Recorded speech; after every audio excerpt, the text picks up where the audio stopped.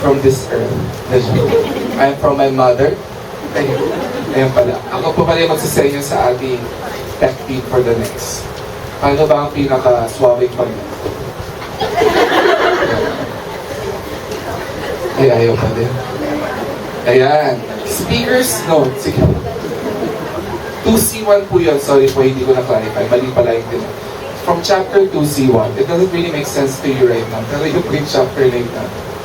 Diba? Ayan. Sige.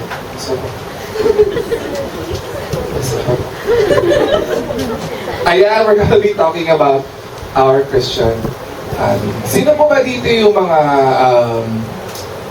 ang tawag dito? Putok sa buhok. Sino mga family ay nandito sa Dubai? Okay mo siya. Kasi may surprise ako. Mga Dubai kids, ayan. Sisters, mga relatives, yung immediate family nandito sa Dubai. Sana all daw. So, nasa po yung ibang family. Di ba po, madami sa atin nasa Pinas. Di ba? Ayan. So, before tayo magsimula, let me talk about my Christian family. Ayan. Ayun po yung name ko pala, Bro GC Carlos. Ulit-ulit tayo. Next po ulit. Ayan, nakikita niyo po ba? Yes. Pakilapit po yung TV sa kanila. Pagpasa-pasa natin. Yes, napakalaki naming pamilya. I am the second eldest among 6 children of my mother and father. And should I speak in English? Or is there anyone here? No? Okay. So yun. Yun, pangalawa po ako sa aming mga 6 na magkakapatid. And this picture actually was taken just this December. It was my youngest brother's gift to the family. Kasi after 5 years, doon na ulit kami nabuo as a family. Ang last time na nabuo kami from last year was nung kasal din ng kuya ko. So, yung kuya ko yung nasa right side ng tatay ko. Kinasal siya ng 2017. So, ayan, anak niya yung dalawang nasa paligid niya, of course. Tapos, ayan, and then asawa niya yung nandun sa taas. Ayun. And yes, di ba po kaming lalaki, ang pinakabunso ay babae. Unika iya. So, yun. Anyone, nakaka-amaze kapag narinig ko na may ganun din palang family na. Kasi super try ng parents ko na magkaroon ng babae. Tapos nung lumipat kami ng Dubai, bakit 2003, doon sila pinayayaan ng babae. So, made in Dubai yung kapatid ko. So, din siya magsalita. Ang nicknames namin is sa baraha. Kasi nga, ang plan talaga ng parents ko ay malaking pamilya. So, they started with Ace as panganay. King, ako, yun yung nickname. Pangalawa is Jack. Pang-apat supposed to be Joker. Kaya lang, di ba, nag-react kayo sa Joker. Ayaw niya nung Joker kasi at that time, nung bata pa siya, si Batman yung sikat. Ano yung totoong yun? Pero sabi mo, tawagan natin siyang Batman. So, Neil na lang. So, we stuck with the original name. Tapos yung panglima, as naman, card game. Anong card game? Pusoy? Tong eats? Bridge. Register siya. Sorry sis Magawin ko na dito. Ano magawa dito? Ano tayo dito? Bridge. Di ba? Parang medyo social. Pero wala nakakalap sa amin kung paano laruin yung bridge. Di ba? Parang kasi uwi-uwi yan. Sa'yo uwi ka. And of course, unika iya si Queenie. Yung pang family namin, ngayon we're scattered all over the world. Dalawa kami magkapitan dito sa Dubai. Yung kuya ko tsaka family niya sa Hawaii. Yung parents ko ngayon nasa US and yung the rest ng mga kapatid ko, hindi ko alam, hindi joke. Nasa Pinas. Sobrang scattered. So baka after 5 years ulit kami magkita-kita sa full family. Hindi joke lang. Ang ganda ng sharing na sis kanina. Parang ka nag-guess sa nawawawin. May isa ka pa bang nalilimutan? Okay, so walang nadagdag ko ding sticker na. Next. Ayun na nga, meron muna tayong quick game. Sabi sa akin 3 hours daw yung talk ko. Pa-quick game muna. I know you may not know each other, but it's your 5th week together, di ba? So maybe you get to know each other already. Or otherwise, ganito na lang. Because the game is called, Who is Most Likely To? So if you believe you're the one amongst your siblings, that is who's most likely to, you can stand up and explain yourself. The joke mo. Kaya who's most likely to poop their pants? Okay? Simulan po natin. Be honest ha, report namin kayo sa pamilya. Okay, first. Who is most likely to excel in school? Sino bang nag-excel sa school? Ayan.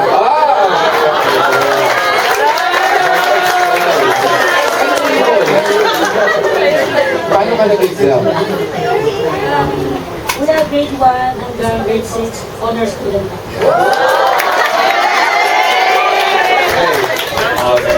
Congratulations. Next. Who is most likely to be afraid of a spider? Si spider daw. Wala. Sa brother daw meron. Ay si sis, takot sa spider. Kay Spider-Man. Wala? Oh, very good. Siya po, ano po na yun? Ba't tinuturo? Takot ka sa spider. Talaga? Hala. Okay, next. Who is most likely to cry over a movie? Ayan, sa mga nanood ng Unhappy For You, tayo kayo! Wala!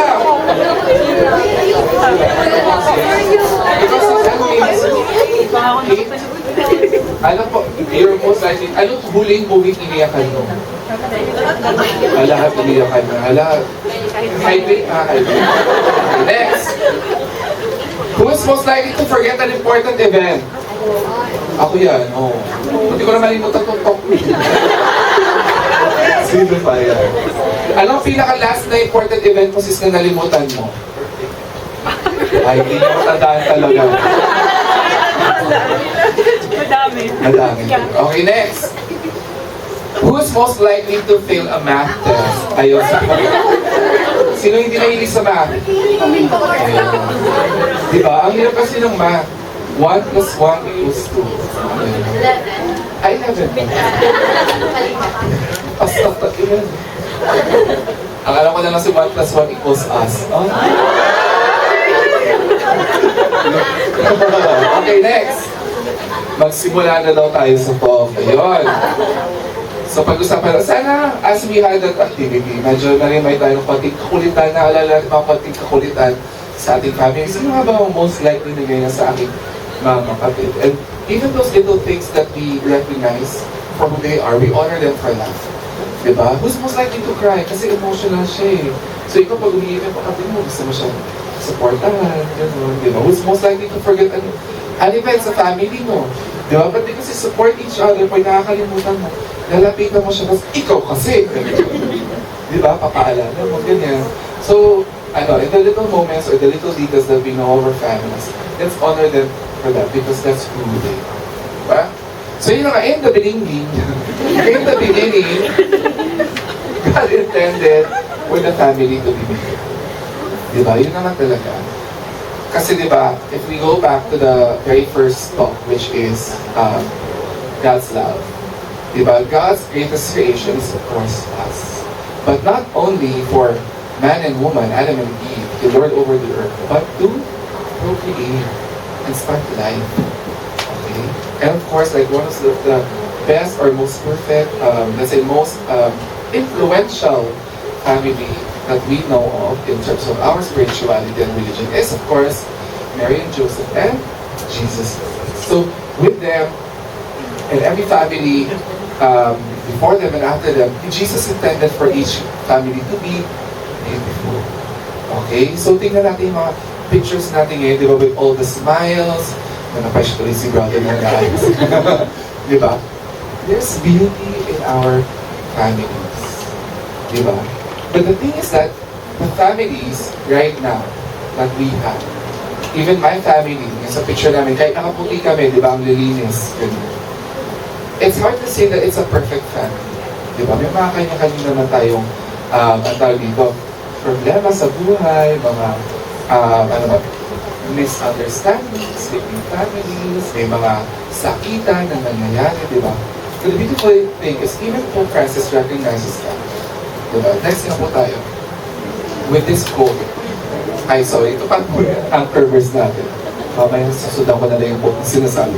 This is our anchor verse for our talk. If it is displeasing to you to serve the Lord, choose today whom you will serve. The gods your ancestors served beyond the river, or the gods of the Amorites in whose countries you are dwelling. As for me and my household, we will serve the Lord. In the current times that we are living in, we could be a slave to, the pressures of this earth, of this world, of the society. Our family is trying to achieve something because we want to look good, we want to look, perfect, we want to look like, we're all getting along. Sa bawat post na Facebook, oh my God. Post on social media and all of that, we're trying to portray an image. Diba? But we forget that as a family, we have to bring God, we have to remember that God should be the center of the family. And we have to serve God, not only as individuals, but also as a family. Okay, and one thing, like the side note, as we discuss this, this Christian family, this whole talk, this is not to criticize or to feel bad about the families that we have right now. Because I already said that our families are imperfect and are not made to be perfect, but it's made to be beautiful. But the important thing is here. What's important here is that we recognize or we realize what we can bring to our families now to improve it, to improve the relationship, and also in the future families that we will be building. Diba? Kung nagdi-discern tayo ng families in the future. Okay? Ayan, next po. Ayan, sabi nga, the family is imperfect, yet beautiful gift from God. Diba? Imagine, even with Joseph and Mary, when they were given, when Mary was giving birth to Jesus Christ, would you think it's like the perfect venue to give a child? Was it the perfect situation to be born in? There's so much, they were criticized. They were basically run out of their, diba? Out of their town because of the way people see them. Diba? That Mary had to give birth in a manger. Diba? Kayo, saan kayo pinanganak? Sa ospital, diba? Private ward. Ganon. Diba? Daming visitors. Diba? Si Jesus, sinong visitors niya? Hindi kids. Kayo, ilang tito't tita bumisita sa inyo at nagdala ng kung ano-ano mga putas. Diba? It wasn't like a perfect situation to be born in, but we see them as our role model of a family. So, with that said, we don't have to be living in a perfect situation. We don't have to have the perfect family, to have the perfect siblings, to have the perfect parents, to say that our families are beautiful. Okay, next po. Ayan, ito yung sinasabi nga ni Pope Francis na I thank God that families which are far from considering themselves perfect live in love, fulfill their calling, and keep moving forward, even if they fall many times along the way. The Synod's reflections show us that there's no stereotypes of the ideal family, but rather a challenging mosaic made up of many different realities with all their joys, hopes, and problems. Diba? It's a beautiful mosaic. Okay, that in the eyes of the Lord, we may be in different shades, different colors, and all of that, but we are forming a beautiful image in the eyes of the Lord. Ayan, diba? Ito pa lang, tignan niyo yung ginagawang family wall, diba? Iba-iba yan. May malaking family, may maliit na family, may malaking photos, may maliit na photos, may printed, may glossy, semi-glossy, diba? But it's a beautiful collage.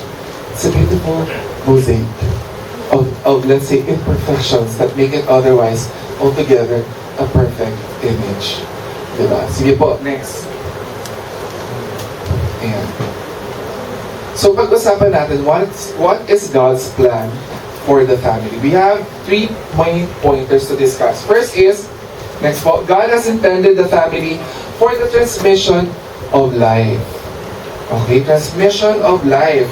Okay, it has a mission to guard and reveal and communicate love. Kasi di ba, paano nagsimula ang buhay natin, di ba? Between the love of our parents.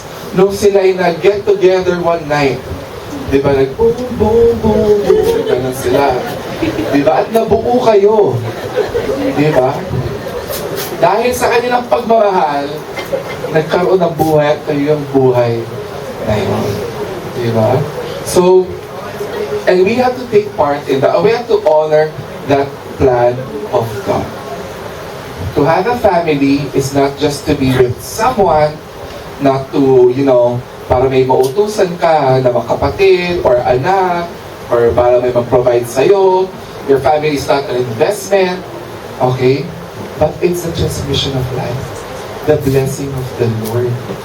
It should be a channel of that blessing, creation of God's original blessing, which is creation.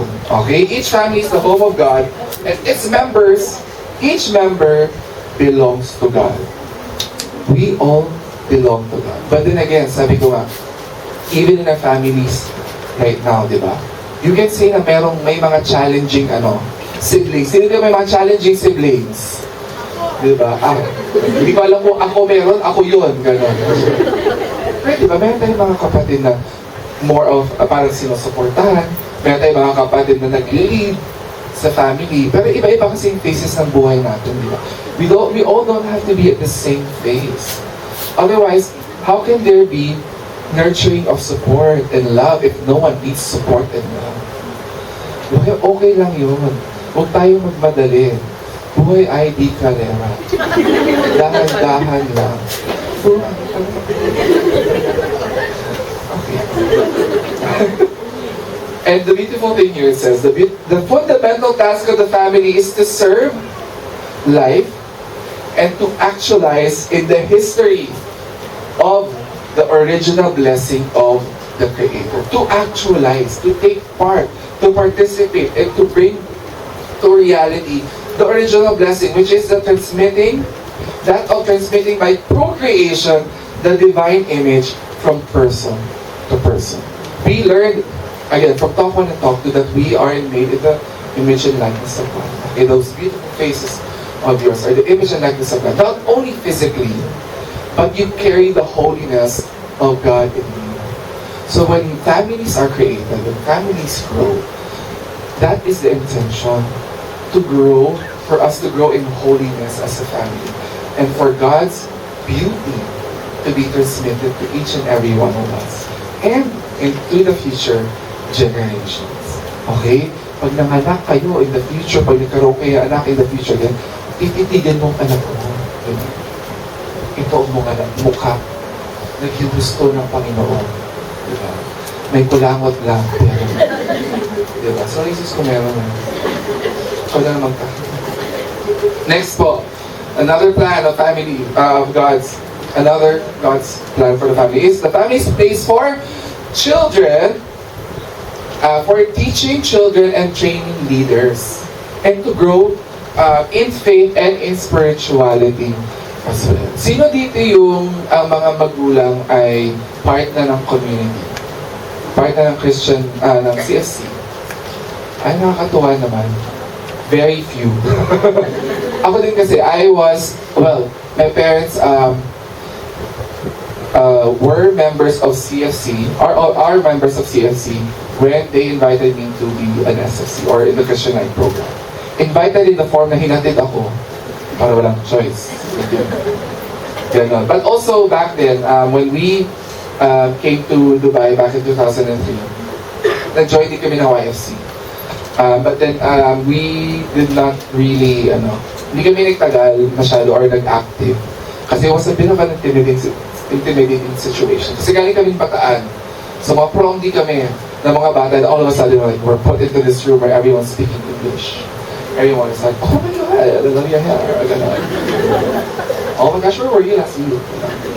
Diba? So ngayon, nakikipagsabayan ako. Oh my God. Joke lang. Okay, nauna lang sila.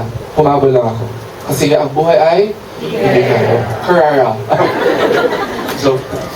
So yun, the family is a place to transmit wisdom and values. Okay? It is our parents who have the first responsibility for educating the children. Not a formal education, but an education of how to love, how to respect, di ba? How to, teaching forgiveness and tenderness, di ba? Respect, fidelity, and of course, service. Okay? As we are growing up, di ba, we are taught na to obey them, to follow them, not only because sila ang nakakatanda, but because it's what's good. It's a good thing to do. And hopefully ngayon, di ba, na, ngayong alam natin kung anong maganda at tama, sa mga nakababata nating kapatid, we are able to inspire them and tell them na this is what's good because this is what, at may mga consequences kapag ito ang ginawa. But the thing is, we point more doon sa the beautiful thing that the beautiful results of a good deed. Okay? Ako, when we were growing up, kasi nga, all five of us were born in the Philippines. So, Tagalog kami, everything. Sobrang typical Filipino parents na kapag may mali, pinapalo, ganyan. Pag nagkaroon ka ng mistakes sa math test, pinapalo, ganon. Pag bumaba ka sa honor roll, ganon, palo, walang Jollibee, ganyan. Ganon yung parents namin, like, we were sort of brought up to be, to really value achievement. Ganon. And then, yung kapatid ko nga, dito siya pinanganak sa Dubai, ibang-iba. All of a sudden, parang millennial yung parents ko. You can do whatever you want, you like. Ganon. It's okay, it's okay. Ganon lagi. Parang pag tayo, napalo na tayo, bakit siya okay lang? Diba? Pag bawal sumagot sa parents, ganon tayo, diba? Pero pag siya, kasi nga Inglesera, ganyan, so, I think what you said was wrong. Ano naman sabi? Gaganon siya. Parang, tayo, napagalitan na tayo. Pero siya, pwede pa na mag-question. Ganon. Pero because it was so innocent eh. Like, when you know how kids, when they question, it's so innocent, not meant to offend or anything. So, ganun siguro nakikita na sa kapatid ko. Okay? And the beautifulest thing to note in that is parents, whatever their age may be, is that they can still, ano ba? The only thing in the world is change. Constant in the world is change. They can still change for the better. In the same way that we are striving to change for the better, ganun din ang parents natin.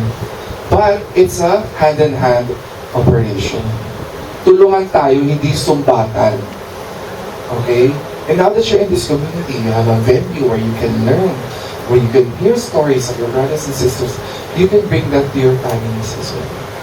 Okay? Isa nakakatakot to, kasi it's almost alien for our families if they're not part of the community to all of a sudden hear this. Diba? Oh, we were taught na ganito, ganyan. But we have to be brave. We have to be brave for our families and take that first step. If you are the first member of the community in your family, be brave to bring the community to your family as well. In the same way that whoever invited you here wanted to bring the community to you, the essence, the beauty, the blessing of the community to you. Hope that in the future you'll be able to do that to other people as well. Maybe look to your family first to bring the teachings of the community. Okay po, next. The family is, of course, intended or planned to be the domestic church.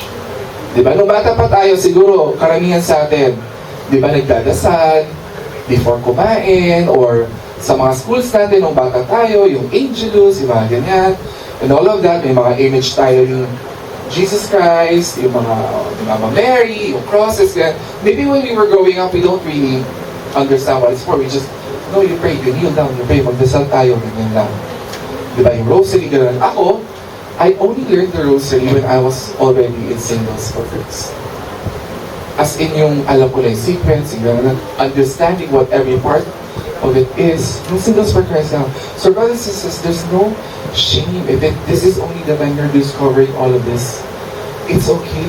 But it will be more beautiful if you carry your family with you. Unti-untiin nyo. Magdasal tayo before kumain. Di ba? Mag-grocery kayo. Di ba? And again, us as brothers and sisters, in the future, if we have a plan or we are discerning to have a family, we have to remember our roles as well. Especially sa brothers, we are to be the priests of our families. We have to be the first ones to bring the teachings of the church, the gospel, to our family. Okay? And at the same time, tayo naman ngayon, tingnan natin na how we can bring the gospel to our parents now, to our families now. Okay? Sabi ko nga, it's a hand-in-hand operation. We don't just move individually, but we move as a unit. Diba? Sabi nga, the family is the basic unit of society. Okay, next po. Next, we'll discuss about bakit nga ba hindi nag-work itong plan ng Panginoon ngayon, especially in this world that we're living in right now, di ba? Ang daming pressures, puro social media, whatever is being said in social media, this is what you should follow. Whatever is the norm, yun. That's the first thing that is challenging us. God has lost His central place in the family. Okay? It's more, parents nowadays are more pressured to napalakihin ang kanilang mga anak depending sa kung ano ang tingin nilang tama na sinasabi ng society. Diba? No, it's okay. You have to let them grow. You have to let them decide what they want. Okay? You have to, after a certain age, let them go already. Let them make their mistakes. There's a beautiful point to that. There's a good thing that comes with that as well. Pero sometimes people do this as out of neglect. Na we don't want the responsibility of what will happen to our children. So bahala na sila sa buhay nila. Diba?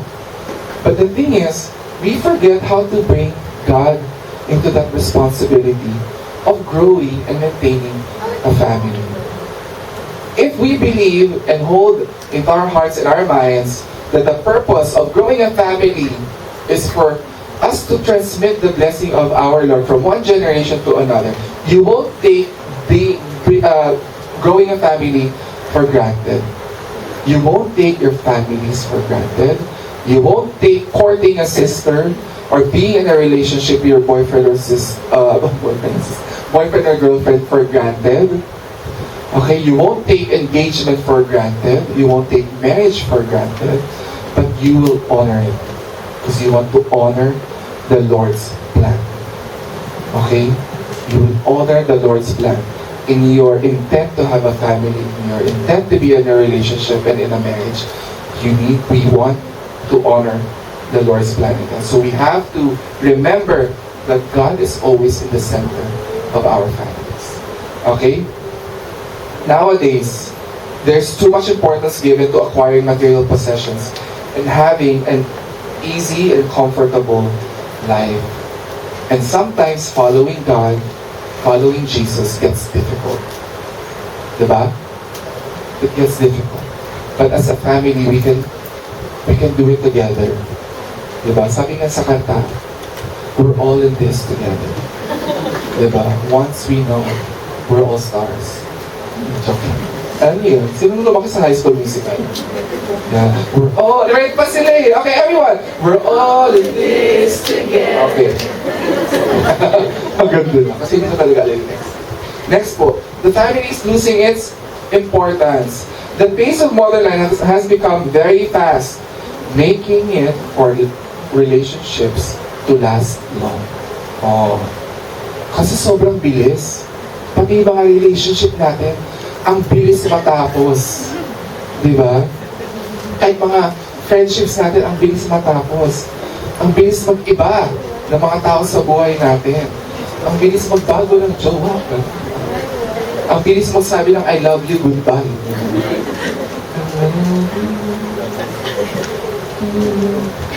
Like, ganon. The culture of business, where we fill our schedules with too much, takes us away from the essentials, which is, of course, one of the main essential in our lives is our families. Okay? Sino ba dito yung kapag namihina na as OFW, sino una yung tinatawagan? Family. Or kapatid. Diba? Or kung may tita, or may mama, papa. Johnny, yes, papa. Random. Di ba? We honor, we value our moments over Zoom during the weekends. Or whenever man kayo nag-Zoom with your family, di ba? Let's value it even more. Okay? And let's long for more moments with our families. Next is, the family is also under attack by evil forces. Okay? By evil forces. Sabi nga kanina, because it's so fast that the family, even the essence of a family, or the essence of the relationship becomes disposable. We care more about what is happening to us. And that is one evil whispers that comes to our ears. Okay lang, ikaw muna. Diba? Kapag okay ka na, saka mo na sila tulungan. Saka mo napansinin yung hinaing ng parents mo. Ikaw muna is nag-enjoy ka eh. Diba? Enjoy mo muna for 2 years, ganyan muna. Ganon. Individualism can be an evil thing if it becomes selfish, if it becomes self-centered, if there's no grace and blessing flowing through you to other people, especially to your parents, to your siblings. Okay, it's okay for self-love. It's okay to love yourself. Okay? But don't forget to love others as well. Okay, tingnan nyo kayo mga katabi nyo, kamahal-mahal ba? Sila. Gusto ko yung iba yung mga, oh my God, yung ibang, bakit gano'n? Hiningahan ka ba? Oh, it's already your 5th week. Sana naman may nade-develop ng mga friendship dyan. Di ba? Nag-message na kayo sa isa't isa. Hindi nga lang.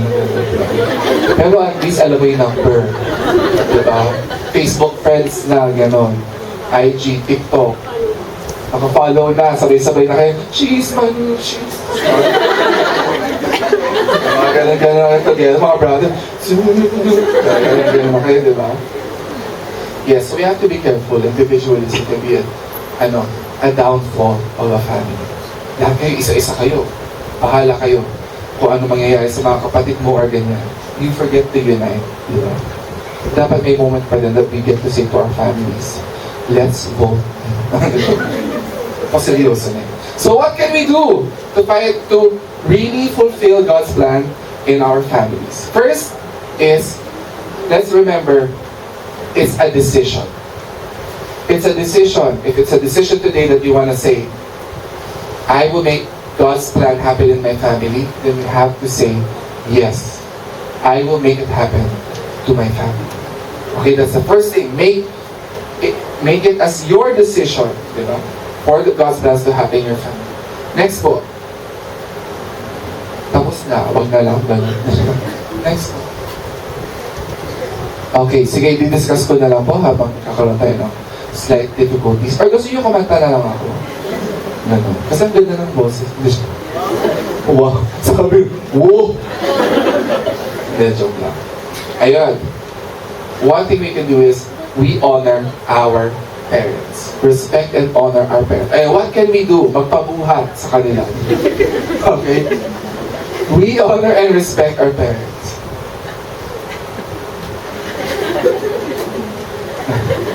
Yan. Honor and respect our parents. Yan. Nagmamano pa ba tayo sa kanila? Hindi na. Sila na nagmamano sa inyo. Lalo pag Pasko. Aginandoan na. Ayun. Kasi this is a Filipino culture though. Diba? Yung magmano. Pero yung respect pa din. May opo. Gano'n. May opa. Gano'n.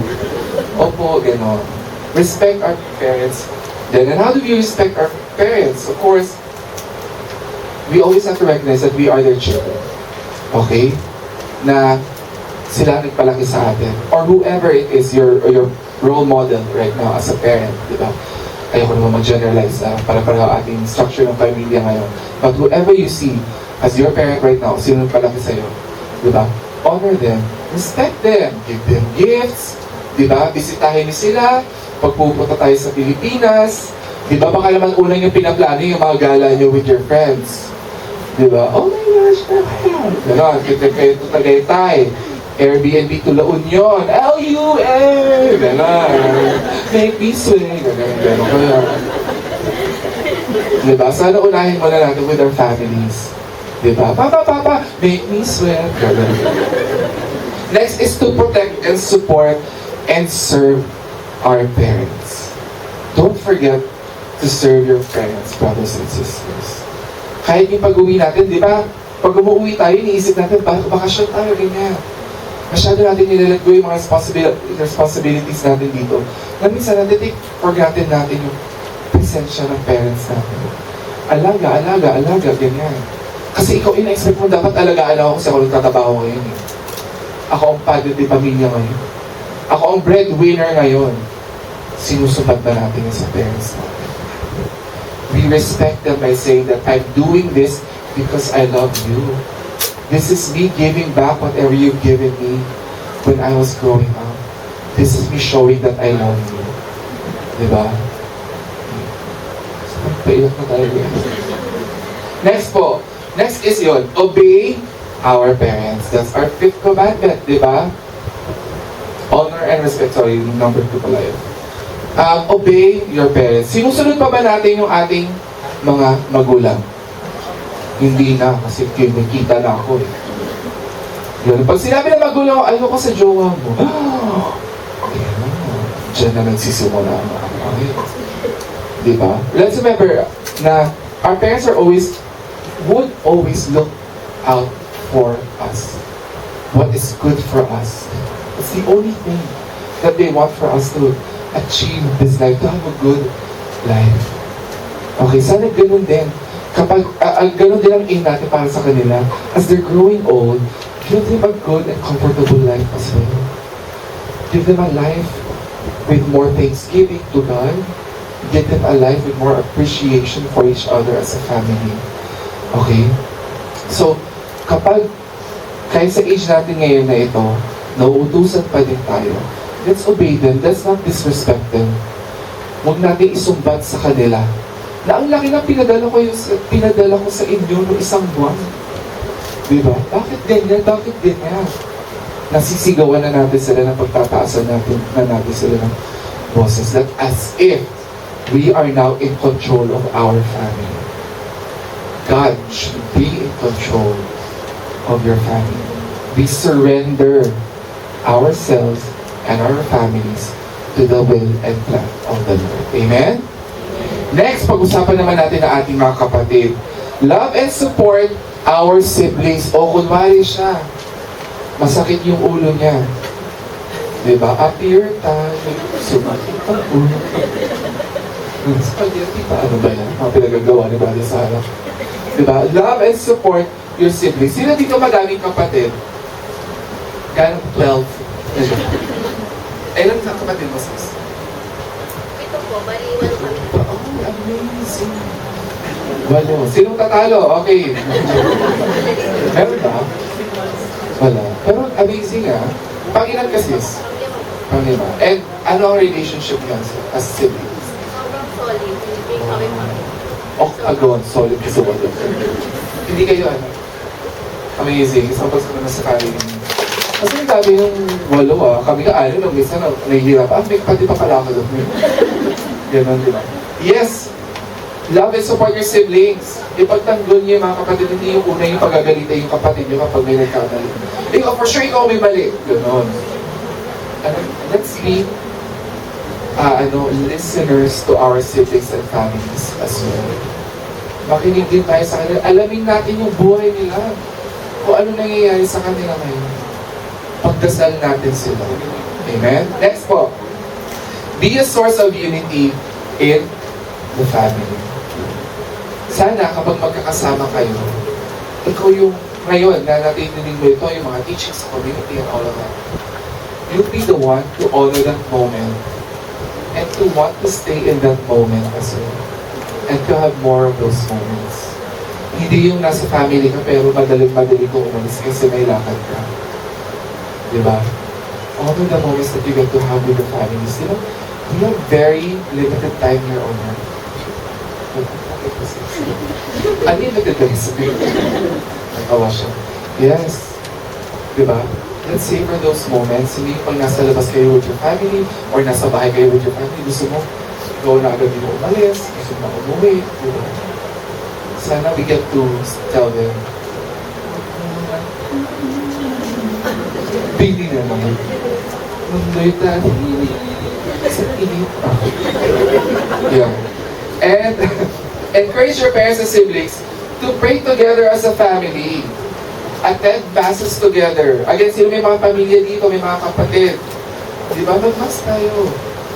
Sabi mo, magsimba naman tayo kasi dami mong birthday na attendance mo. O, ilang mass yun? 2 birthday. Anniversary. Mas diba? Ganon. Invite natin yung mga families natin to the mass. Okay? Next po, finally, let's learn more about God's plan for the family. Now that you are here in the community, attend the teachings of strengthening family life. Bring your parents with you or invite them to attend these activities. Yes. Opo. And seek other Christian singles that share your concern about family life. Later pa yung sharing kayo. Empower each other in your family situation. Help each other out. Pray for one another. Amen? Amen. And as a conclusion, may share tayo. Before conclusion, may time po ba tayo for share? Okay lang. Okay lang, okay. 2 hours yung share. Ang share po natin is from this family of 1C1. Yes. Okay, isa po siya, SFC, ng family din po niya ay nandito sa community. Tama po ba? Yes. Nasa ka na po sis? Magpakita ka na! Ayan. Palakpakan po natin si sis Rhea. Tama. Yes. Ayan. Dahil yung support na rin kita.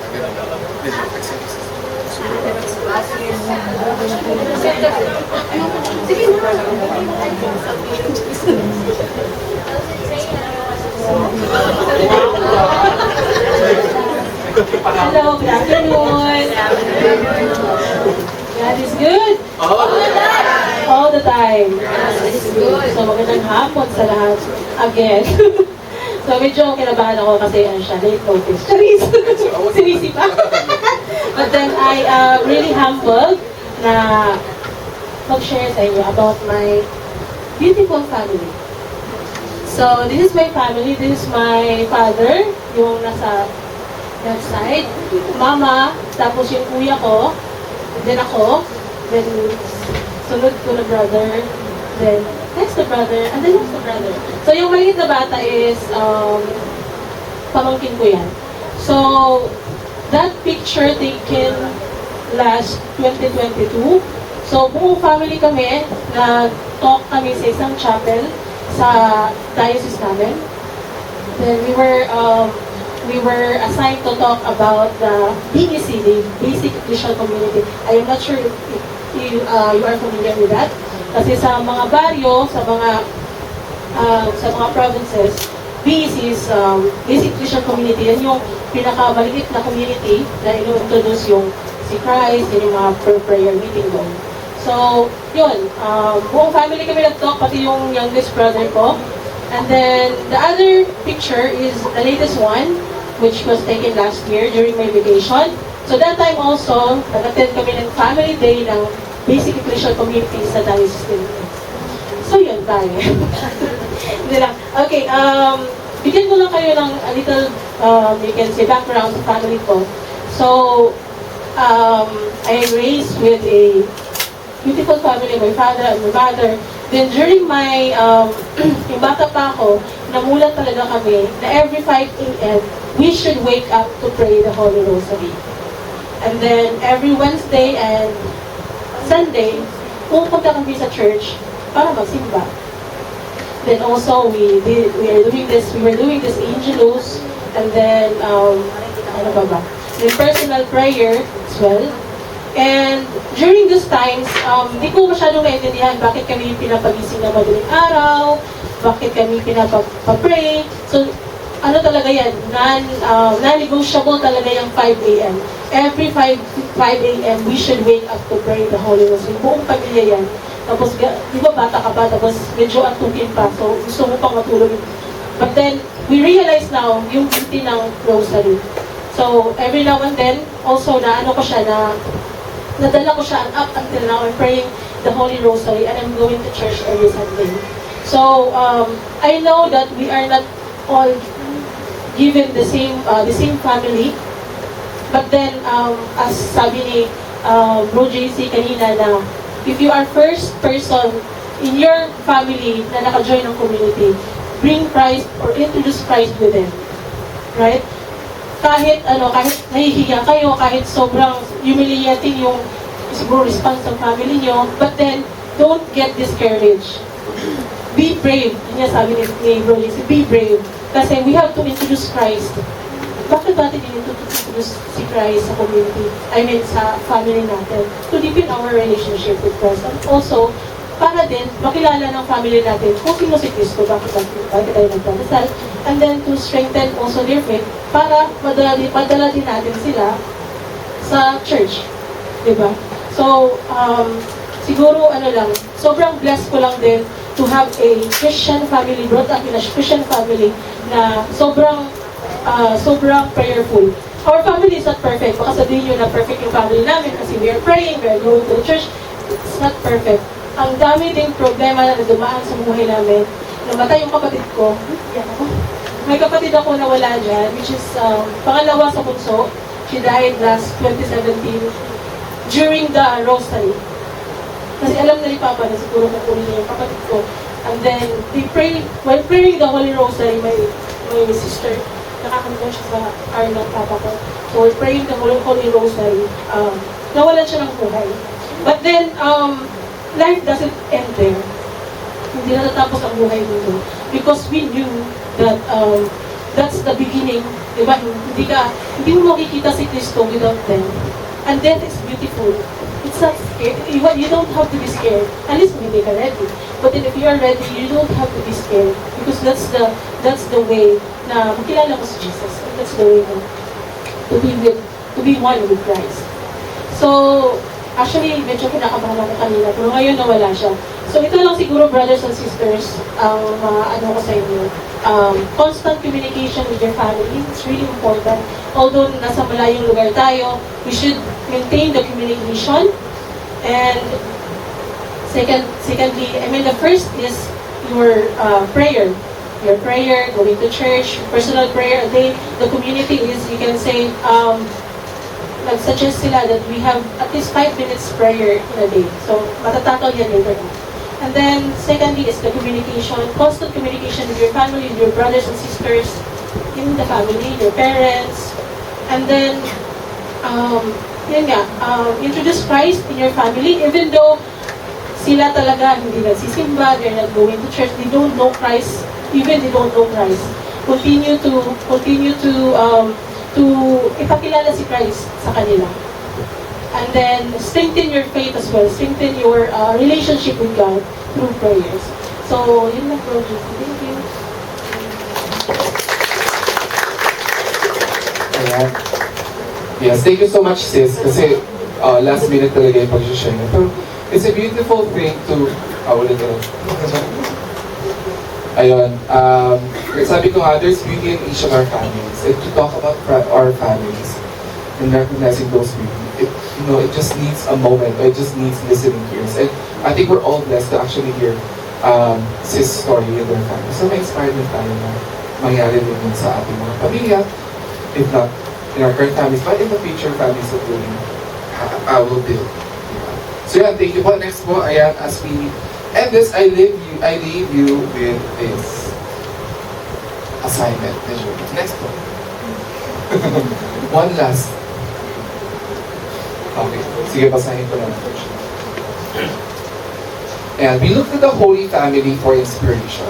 Okay, Pope Francis in Amors Laetitia says, Nazareth teaches us the meaning of family life.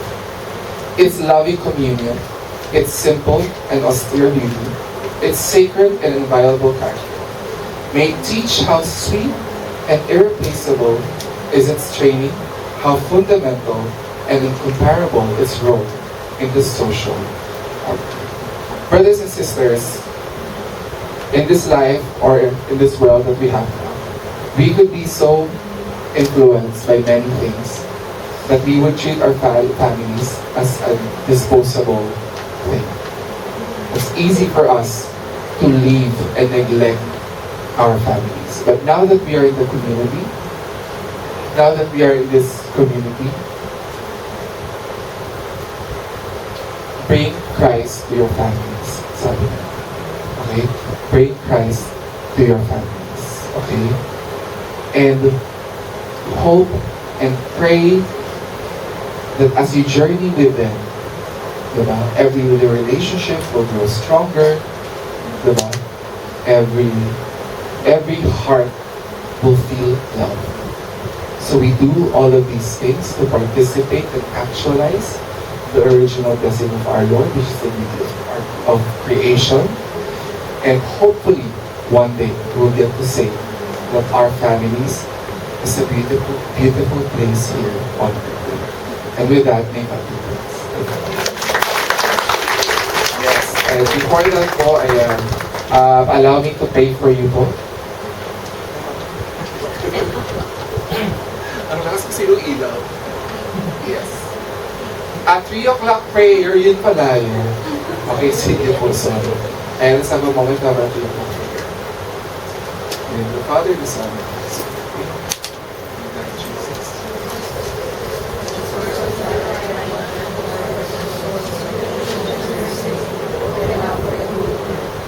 Fountain of life, stronghold of divine mercy, over the whole world and enter yourself upon us. O blood of all our religion, poured from the heart of Jesus, surrounding and mercy for us, like a chastity. Holy God, Holy Mighty One, Holy Immortal One, have mercy on us and the whole world. Holy God, Holy Mighty One, Holy Immortal One, have mercy on us and the whole world. Holy God, Holy Mighty One, Holy Immortal One, have mercy on us and the whole world. Jesus, King of mercy, we trust in you. Holy Spirit. Ayun po, as we continue our prayers, allow me then po, brothers and sisters, to pray for you and lead you as we say the prayer to the Holy Family. So once again, this is our victory as we say in the name of the Father, the Son, the Holy Spirit. Jesus, Mary, and Joseph, in you we contemplate the splendor of true love. To you we turn with trust. Holy Family of Nazareth, grant that our families too may be places of communion and prayer, authentic schools of gospel, and the small domestic churches. Holy Family of Nazareth, may families never again experience violence, rejection, and division. May all who have been hurt or scandalized find ready comfort and healing. Holy Family of Nazareth, make us once more mindful of the sacredness and inviolability of the family and its beauty and God's will. Jesus, Mary, and Joseph, graciously hear our prayer. Amen. In the Father, the Son, the Holy Spirit. Amen. Thank you po for listening. Ayun natin, God. Ayun. Thank you so much, Bro JC. Ayun po, palapakan po natin ulit si Bro JC for that wonderful talk na lahat tayo nakarelate. And for sure, lahat tayo namimiss na natin ang ating mga pamilya at this very moment. Alright, it's always a blessing talaga pagka kasama natin si Bro JC. Sobrang nakaka-bless. Yes. Sobrang daming insight.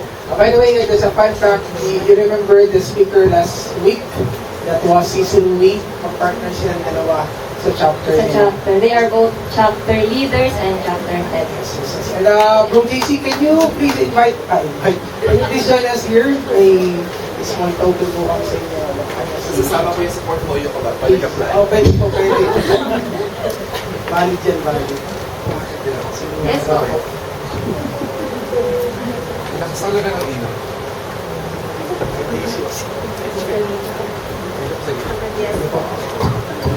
Sabi ko, higante ko na. Short course ba ito?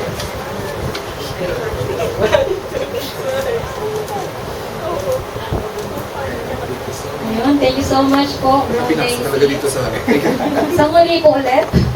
Bukas Bukas ulit. Ayun. Palakpakan po natin si Bro JC. At ngayon po actually, meron silang CLT. Pero again, andito po siya. Kasama natin at nagbigay ng God's messages for all of us.